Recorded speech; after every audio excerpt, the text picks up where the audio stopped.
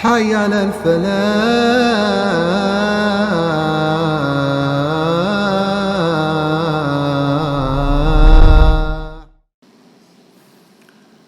الحمد لله الذي أنعم علينا بأنواع النعمة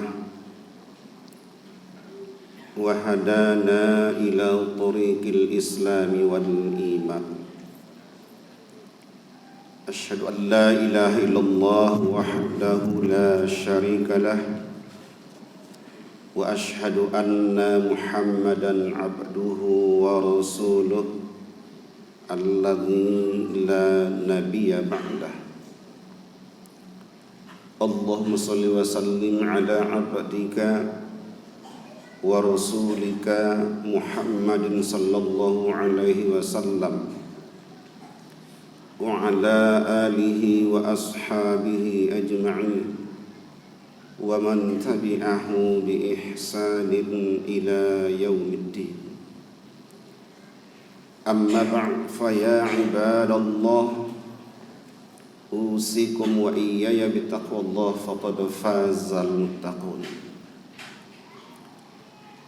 فقال الله في القرآن الكريم وهو أصدق القائلين: أعوذ بالله من الشيطان الرجيم بسم الله الرحمن الرحيم يا أيها الذين آمنوا أطيعوا الله وأطيعوا الرسول ولا تبطلوا أعمالكم.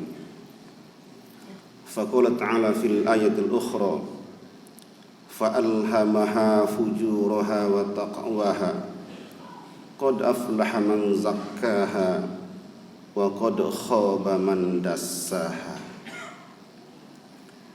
Saudaraku kaum muslimin jemaah Jumat yang dimuliakan Allah,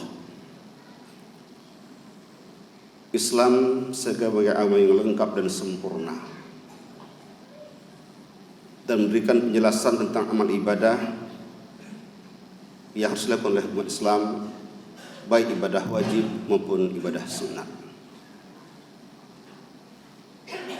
Kita boleh mengejar kuantitas, tetapi lebih diutamakanlah mengejar kualitas. Dan ternyata banyak di antara manusia yang kalaupun di satu sisi telah melaksanakan amal ibadah kepada Allah, tapi boleh jadi di sisi yang lainnya masih melakukan pelanggaran, kemaksiatan dan sebagainya, yang pada akhirnya pelanggaran kemaksiatan dilakukan itu dan berusaha amal ibadahnya bahkan menghancurkan amal ibadah yang telah dia lakukan. Al-Quran pada surah Muhammad ayat 33 memberikan peringatan kepada kita semua untuk lebih waspada, lebih menjaga diri dan berusaha menghindari hal-hal yang dapat merusak dan mengubah amal ibadah kita sebagai orang yang beriman. Allah menjelaskan, ya ayyuhallazina amanu ati'ullah wa ati'ur rasul. Wahai orang-orang beriman, kata Allah, taati Allah, taati perintah Allah sesuai aturan Allah. Mari melaksanakan amal ibadah sesuai tuntunan dalam Al-Quran. Wa ati'ur rasul juga tuntunan yang terdapat hadis Muhammad Rasulullah. Artinya bahwa segala amal ibadah yang diwajibkan kepada Islam harus ada tuntunannya, ada dalil qat'inya, ada petunjuk yang jelas. Oleh karenanya bukan hanya mengejar kuantitas tanpa ada arah yang jelas. Bukannya bermakna semakin banyak ibadah semakin banyak hasilnya. Tunggu dulu. Selama itu ada aturan, selama itu ada contohnya, selama itu ada petunjuknya, silakan dilaksanakan. Maka di akhir ayat Allah katakan, wala tubtilu a'malakum. Jangan kamu hancurkan, jangan kamu hapuskan amal ibadah yang kamu kerjakan itu. Karena boleh jadi sesuatu orang beramal ibadah pada sisi lainnya melakukan pelanggaran. Pelanggaran yang dilakukan itu dapat merusak bahkan menghancurkan, menggugurkan amal ibadah yang ia lakukan itu. Di sebuah hadis diriwayatkan oleh Ad-Dailami, Rasul katakan ada 6 hal yang dapat merusak amal ibadah manusia. Kendati pun dia rajin beribadah, solat setiap hari, puasa sunat tidak pernah ditinggalkan, bahkan haji bolak-balik. Tetapi jika melaksanakan 6 hal ini, akan mampu menghancurkan dan mengukur amal ibadah yang dilakukan selama ini. Yang pertama Rasulullah adalah al-istighalu biyumil khalq.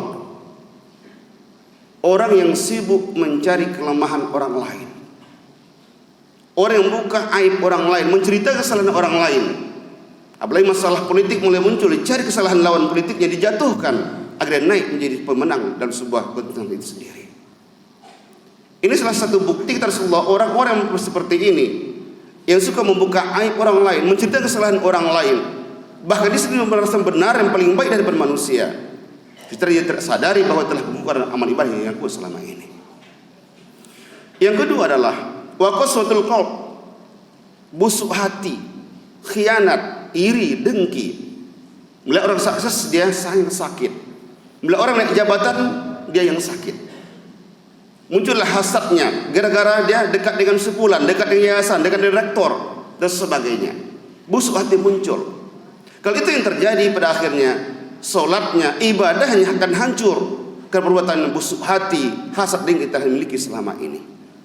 Oleh karenanya amal ibadah akan belum tentu menjamin masuk surganya, terpulang bagaimana izin Allah dan bagaimana menjaga, menghindarkan diri dari hal maksiat dan dosa kepada Allah Subhanahu wa taala. Yang ketiga adalah hubbud dunia, terlalu cinta kepada dunia.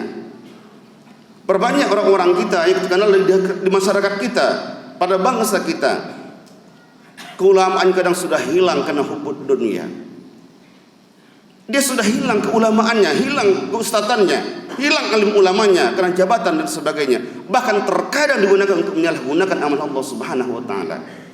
Hubbud dunia kata Rasulullah menghancurkan amal ibadah dan bahkan cenderung untuk menggali kuburnya yang pada akhirnya boleh jadi menjauhkan diri Allah Subhanahu wa taala dan bahkan menyengsarakan hidup di akhirat nantinya.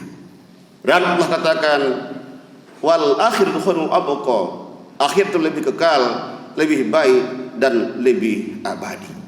Oleh karenanya hubbud dunia bagian salah satu penghancur amal ibadah atau mengurangi amal ibadah manusia di hadapan Allah Subhanahu wa taala.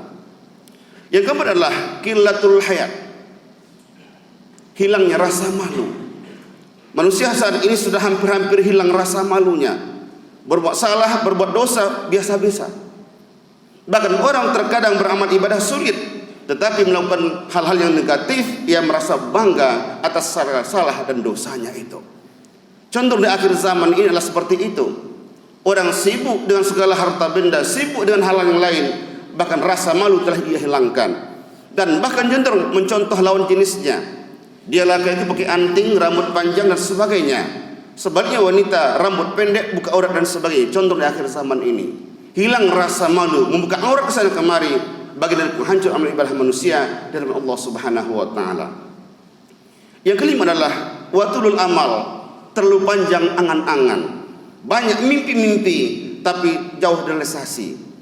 Karena mahasiswa mengharapkan nilainya tinggi dan bagus tapi jarang masuk kuliah. Mengharapkan cepat naik jabatan tapi tidak bisa meneliti dan menulis dan sebagainya. Tinggi angan-angan, tinggi mimpi tapi tanpa ada realisasi dan bukti nyata yang dilakukan secara langkah demi langkah dan sebagainya. Tulul amal berbeda dengan cita-cita dan harapan. Kalau cita-cita dan harapan adalah langkah konkret dilakukan, tapi kalau tulul amal panjang angan, itu adalah orang-orang yang banyak menghayal tetapi jauh dari realita keadaannya. Kata Rasul seperti ini dapat merusak amal ibadah manusia. Yang terakhir adalah kata Rasul, orang yang mampu menghancurkan amal ibadahnya, wa zalimul la yantahi, sifat zalim yang tak tanah henti-hentinya. Hidupnya menyakiti hati orang lain, merusak orang lain. Ada slogan yang dibalikkan selama ini, selama bisa dipersulit kenapa dipermudah. Harus Islam bukan demikian. Selama bisa dipermudah kenapa dipersulit.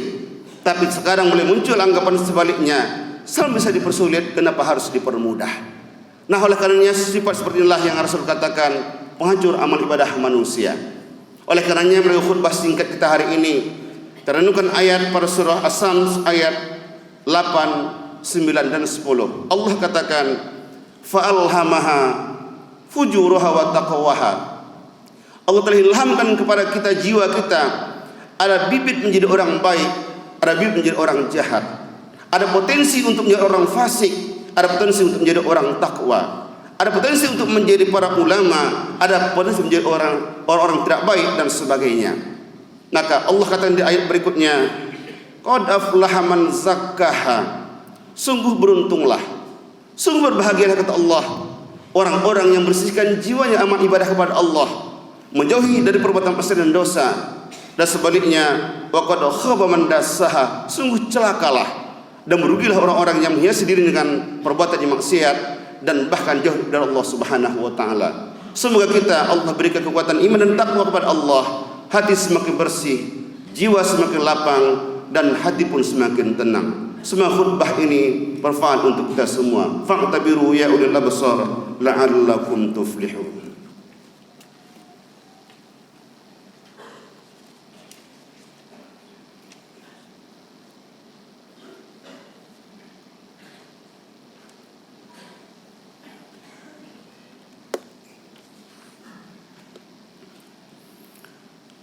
Alhamdulillahirabbil alamin wal 'aqibatu lil muttaqin wala 'udwana illa 'alal zalimin.